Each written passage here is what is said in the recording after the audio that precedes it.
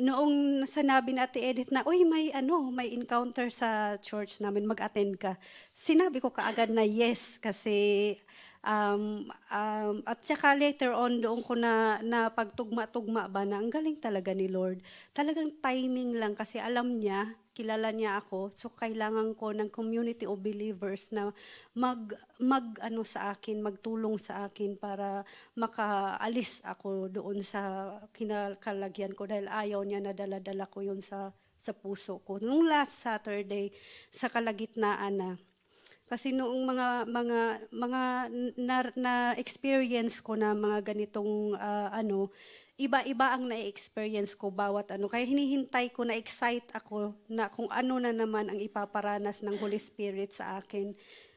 Ano na, kalagitnaan na wala pa rin. Sabi ko, bakit? Iniwan mo na yata talaga ako. Hindi, hindi mo na ba talaga ako babalikan o nakalimutan mo na siguro talaga, galit ka ba sa akin? Sabi kong ganun. Kasi hindi ko, wala na eh.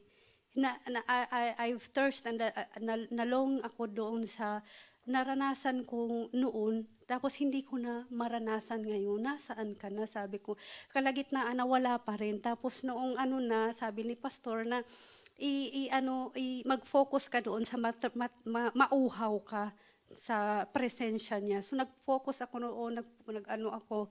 Tapos hanggang sa ayun, hindi nga ako binigo ng Holy Spirit, nagbalik nga siya, ako'y tuwang-tuwa.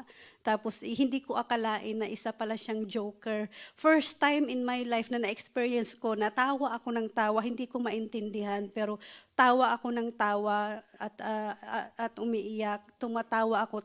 Kasi sinabi niya sa akin na kung gaano mo ako na-miss, mas na-miss kita. Doon ako naiyak. Kasi miss na miss niya ako. At habang kahit na may mga Bible study pa kasi ako sa iba, na-share ko yan, sabi ko, grabe ang Lord. Hindi ko siya maarok, hindi ko siya maintindihan. Ganun niya ako na-miss. Miss na miss niya ako.